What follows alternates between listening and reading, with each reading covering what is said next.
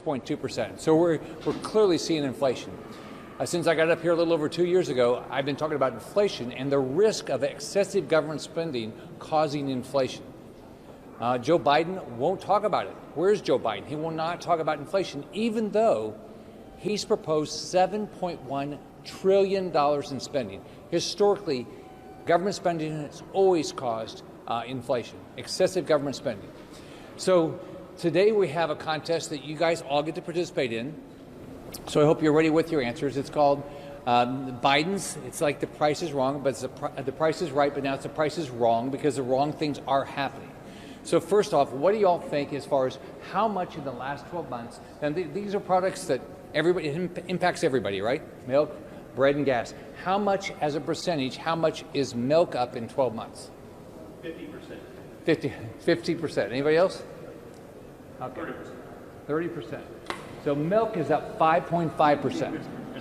Okay. Now, first off, people think, oh yeah, but people think about that. 5.5% is not a lot, but I can tell you already, over 80% of Americans are saying they have to tighten their belts, and 80% of Americans are concerned about the price of milk and bread and diapers and gas and things like that.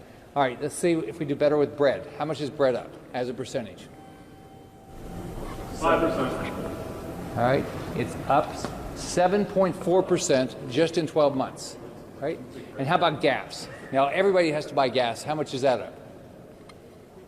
51%. How many of you have filled up your car lately? 51% increase. Now, if you take a family like mine growing up, I grew up in a very poor family. I went to the grocery store whenever my mom had money. She would take in ironing to make ends meet. Whatever, either my older brother and I, whatever my mom made, one of us would go to the grocery store for our family, and she gave us a set amount of money. So when you saw something go up in price, we didn't have the money to pay for it. This is a kitchen table issue going on all across our country right now. People are worried about inflation. So milk being up, bread being up, gas being up, who's it impact? It doesn't change the life of the rich.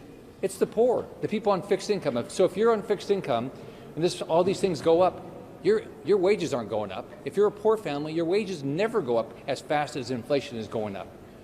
We have got to stop this reckless spending. Joe Biden's, all of his ideas of $7.1 trillion is going to make it worse. Already what they did with this $1.9 trillion, which had very little to do with COVID, Larry Summers, an economist that generally from Democrat administrations, already said this is going to cause significant inflation, and we're seeing it. So Joe Biden's got to stop this reckless spending, stop asking for it, and all of us have to figure out how do we stop this wasteful spending. So now let me turn it over to Senator Ron Johnson. Well, thanks, Rick. I think you should have started out with gasoline. That would have got that one right. The gross amounts of spending didn't just start this year. I mean, it was in reaction to COVID, and we had to do something massive. We had to do something quick.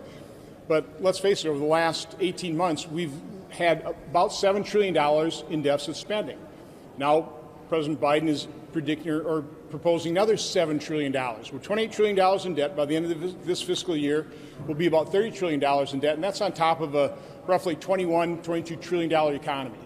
We're at dangerous levels. Rick talked a little bit about some of these macro inflation numbers. Personal savings is up $2.5 trillion year over year. It was $1.6 trillion, now it's 4.1.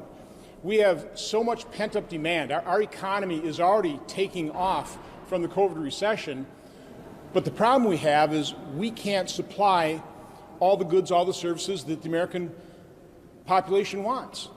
That sets the conditions for runaway inflation. I want to really talk about the labor component to inflation because, gasoline prices, oil prices go up and down. That's commodity. That can happen. Lumber prices. Talk to Wisconsin home builders. The average price of a new home being constructed today in Wisconsin, the cost of that has increased by $36,000 just because of lumber prices. There's a manufacturer I talked to in Wisconsin.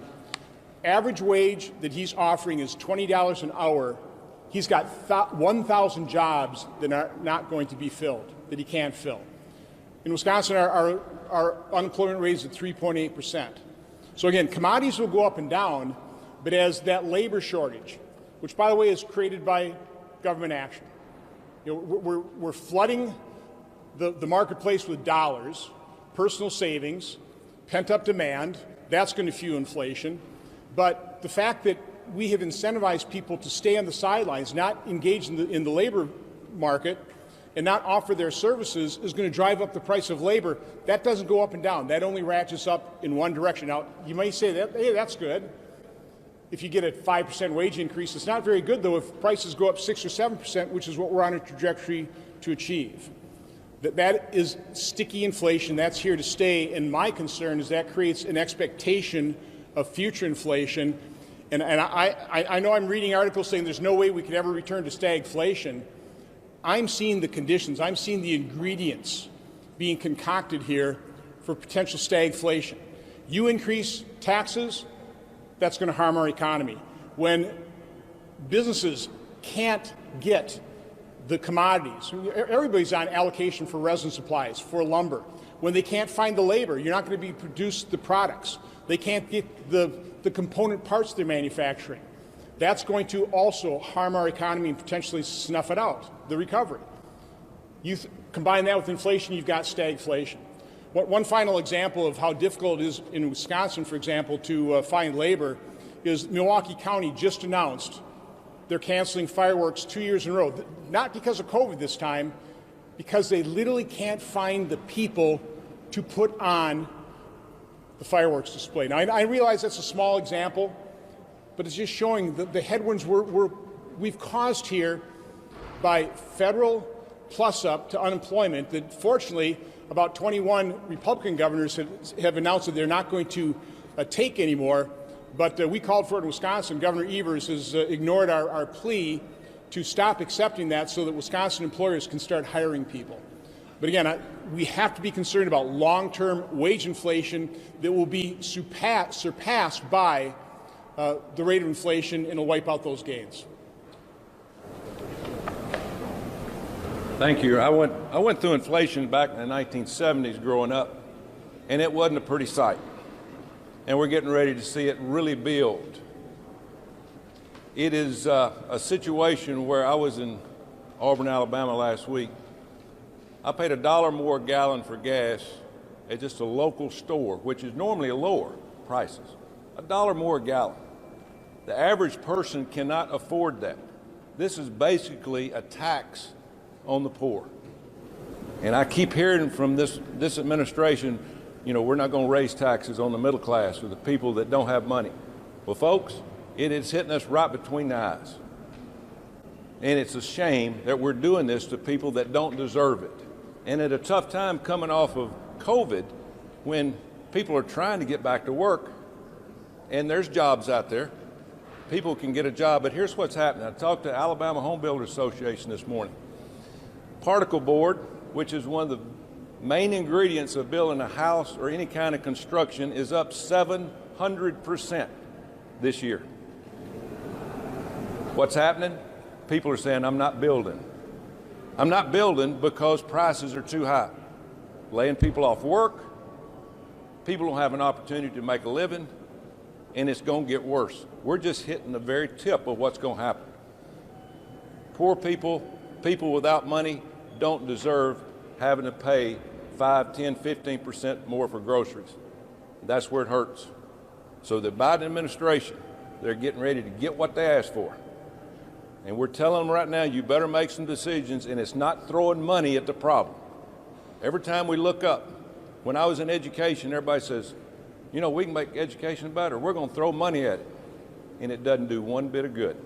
It's called organization and planning and leadership. And we have very little of that going on right now. We've got to take advantage of this situation coming out of the pandemic, and we're going the opposite direction. Thank you. Well,